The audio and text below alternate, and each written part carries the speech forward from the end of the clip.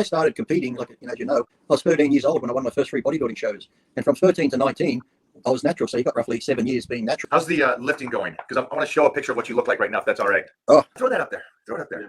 Oh. Good. But chicken and potato, steak, and it's almost like a freaking contest diet. But, I'm on a contest diet with no drugs. I'm taking 300 milligrams of test every 10 days. That's it.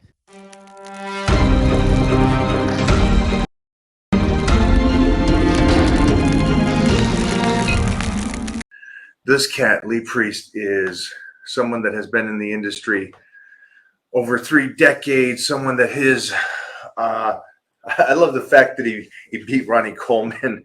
That's such a savagery of who he is.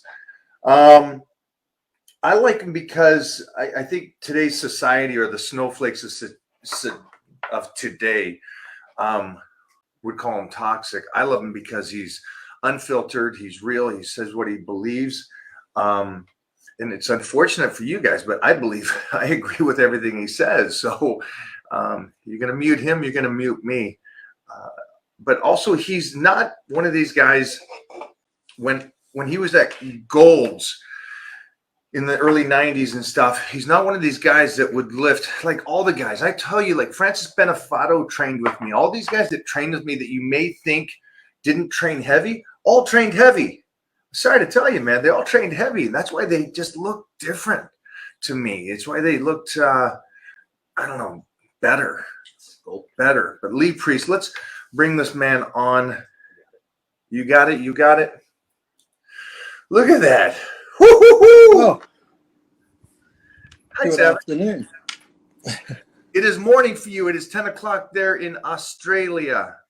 Yes, I've been up for 6 hours already. As you get older, you get up early. I'm up at 4 a.m. every day. You're living my lifestyle, getting up early like that. Mm-hmm. Then I'm in bed by 8:30 probably at night. You're as lame as I am then. We're to bed early. No life. Look at me. I don't even shave anymore. What's going on? Come on. You're a race car driver, so you're supposed to have that edge now, the scruff, the attitude, pop the top I used at to be. any time. I used to be a race car driver, like I used to be a bodybuilder, and used to be a lot of things. How's the race car driving going? I haven't done it since pretty much I left America, really, because over there I had the sponsors and that. So moving back home, there's a little bit of race car stuff back here, but not like in America. America, you could go racing every weekend. Here, you might be lucky to go once a month. People want to build new tracks here, but you can't build a track out there because too much noise, or you can't build a track there because there's the one rare green spotted tree frog that you might destroy its habitat. So, you can't do fuck all anymore. How's the lifting going? Because I want to show a picture of what you look like right now, if that's all right. Oh, please don't. It looks good. The team has already prepped some of that stuff because we were looking over. Well, I hope your team done Photoshop before they put the picture up. They don't need to do Photoshop on you, brother. We're before Photoshop. Yeah, throw that up there. Throw it up there. Yeah, man. Oh, good kid. Look at this. Now people go, oh, look at all the hair. Look at all the hair. I'm like, well, I'm not competing. Why would I want to shave for? Plus, at my age, the hair on me adds another 2 inches, so I leave the hair on. See, you've wised up over the years. But the funny thing was, though, because I'm doing like a transformation, because I'm with Dave now in Species, I did the transformation years ago with Muscle Tech. And Muscle Tech was like, Lee, we need some before pictures, so it looked pretty bad. So I was like, okay. I was bulked up like I normally get. And then I'd take a photo and I'd really flex my arm. They're like, no, don't flex your arm. Just hold it into pose, but don't flex it. So I'm just like, okay. So the before pictures that I sent Dave 2 weeks ago, I figured Dave would just hold on to these because people always say, oh, you're using this lighting, use that lighting. I got a hallway light that has those shitty, like this light here. It's like an orange color bulb. So it looks crap. I didn't pump up. This was like before bed. I'm like, said to the wife, oh, fuck, Dave needs those photos. Let's do them. So I didn't pump up, got the shitty lighting, took them. And then I thought, oh, Dave will hang on to them and he'll wait for me to do the transformation. And then he'll put them side by side. I go to bed. I get up at 4 a.m., about to have my coffee. I go online. I'm like, what the fuck? He's posted them. It's like, You already threw them up. oh, well, I figured no matter what happens from this point on, I can't look any worse. So even if I just go and shave now, put a tan on and pump up, I'll look 100% better. People are like, oh, wow, what a transformation. So if this is, how many weeks do you have?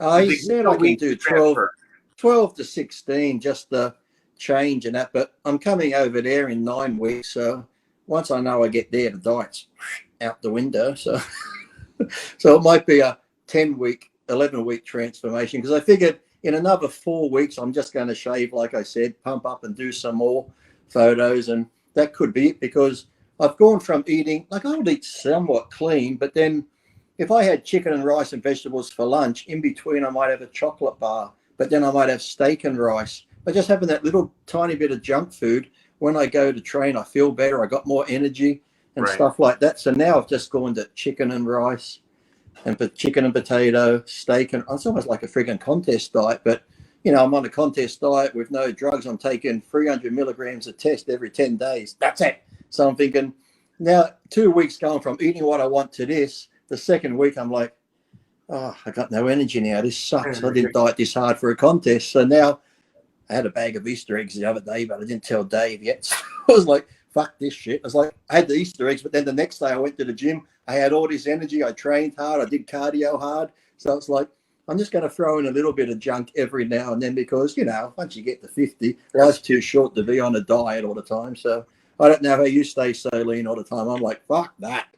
So question then for these guys, because they're going to look at that photo that I just showed, and they're going to, I know society's going to go, wait a minute, how can you be on that little of tea and look like you do?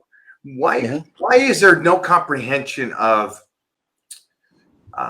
the work that you've done, that you maintain some of that dense muscle? Mostly for you and me, we started so young before puberty. And we built such a foundation. It's interesting that I think, let me ask you this and let you answer. So I've seen through the decades, back when you and I were lifting in Venice, there was a lot of us teenagers that did it for sports or weightlifted prior to puberty. And we built this foundation and then we added on to it. It seems as though today guys don't really start training till mid-20s after that growth spurt and all that stuff, and then they don't really do any kind of foundation work. They just get on the shit and go. And that's true, because like I started competing, like, as you know, I was 13 years old when I won my first 3 bodybuilding shows, and from 13 to 19 I was natural. So you got roughly 7 years being natural. And people go, but at 19, why'd you take him just before it turned 20? Jump back, bet on that. Hold on, because you said you competed at 13, right? Yeah, I won 3 shows at 13 years old. But how long were you training before even you competed? 8 months. Geez, okay, so it was only 7 years of. All right, keep going. Yeah, so like then people go, well, why'd you have to use them at 19 then, just before you turned 20? I said, well, at 17, I won my national title, like I've said before, but they said I was too young to go pro. So I won it again at 18. They still said I was too young. I won at 19. And that's when I came over, when Lou Zwick brought me to America, and I was going to do the amateur Niagara Falls. And then I got my pro card. So now I'm just 19, turning 20. I'm thinking, well, as good as I am naturally, I'm going up against guys who are got great genetics, but they're on gears. So for me to keep up with them, sadly, I'm going to have to use gears. So I did. So, but all that foundation work, like you said, from the young age, when in your teens, your testosterone level should be through the roof. That's why I don't understand when teenagers want to get on test. I'm like, why? As a young kid, your body's full of it. And that's why when I did take it, even when I was in my 20s and 30s, the most I ever took of test, and people still don't believe me, was 400 milligrams a week. I tried 800. I felt like shit. Sus 250, I used 2 mil, which was meant to be 500 if it's real. But I said, look, if you've got enough testosterone in your body, which I do naturally, I want to take some and add to that. Whereas young kids now, they're taking so much, they're just shutting their natural level down. And sometimes it doesn't turn back on. They've got to stay on it all the time. But as a teenage, young kids these days, if you just eat correctly and train your ass off, you're going to fucking have a growth spurt like fucking no one else type thing. And that's the sad thing these days, where young kids think, well, I got to go on gear. And you've seen it before. Before they take gear, they probably half-ass around with their training. They half-ass around with their eating. They miss meals, skip meals. But now they're like, hold on, I'm going to take some gear. Now I'm on gear. I'm going to train every day. I'm going to eat 6, 7 meals. And I'm like, listen, if you took the gear out of it and you just went serious on your training and 6, 7 meals, you would have made the same fucking gains without the gear. And then it's like when they come off the gear, they go, well, I'm not on gear now. So they relax their training, their eating goes back to shit, and then their size just goes blue. Well, like those photos there, this is the first cycle I've been on in probably 4 years, or maybe 3.5. Because when I had the neck operations and stuff, I figured I'd try a bit of DECA in 2015, 16 to see if that would help the injury, but it didn't. So I'm like, oh, fuck it. And I think, well, I'm not competing. Why worry about it? And like I said, I'd be still eating and training hard. And people go, well, how do you keep your muscle? I'm like, well, if I'm training and eating, why would I lose the muscle? It's like, it's not going to disappear on me. So why is that? Why? So let me say this again. This is what he's saying. Let me just break this down to the most layman terms. Mm-hmm. To get better, you gotta eat more, you gotta train harder, and maybe you have to take some gear if that's what they want to do. But just to stay where your muscle is right there, all you gotta do is eat and train. Why do you think that suddenly, even if you eat and train, no, it's gonna evaporate? You can't just eat good and train and keep the muscle. It doesn't work that way. Yeah, I've never lost, and when I've come off cycles, I've never lost any size. Maybe depending if I was using Dianabol or something, you might lose a little bit of water weight, a bit of puffiness, but overall size and that, I've always been the same. And I've told people my strongest lifts when I squatted like 7 plates or more, it was when I was off the gear. It was when I was in the off season, just bulked up. I was 285 pounds. I just had all that strength and body fat that were my strongest lifts. I relied on the drugs more for when I was getting ready for shows, just to spare my muscle from being chewed up, because I was doing so much cardio. I was on a restricted diet. Off season, really, if you're busting your ass in the gym training and eating, you don't need gear. If you're going to take it, yes, the only thing I found was occasionally it was good for recovery. That was it. It's like, but young kids now rely on it so much as this magic pill, and the amounts they use, and then all this, they don't come off. They just bridge, they blast, they cruise. I'm like, I'd be off. If I'd done 12, 16 weeks before a contest, say the Ironman, the Arnold Classic at the beginning of the year, and I qualified for the Olympia in September, I'd be off for 4 months or whatever until it was 12 weeks out from the Olympia. And I think that's what you got to do. You got to give your body a break. That's why even in the off season, I'd go from dieting to eating what I want. So when I went back to my diet food, my body responded instantly. When I took a little bit of gear again, my body responded, because if you're on it, it's like anything. You do the same training program over and over, your body gets used to it. You eat the same food day after day, the same amount of calories, your body's going to remain the same. You got to shock it. And then these guys that stay on these large amount of drugs at a time, it's like it just get to a point where your body and the receptor sites are just like, hey, we're not going to change. And they just keep, well, that's not working. I got to up it more. I got to up it more. I got to up it more. And now they're getting into, I said, as well as the drugs.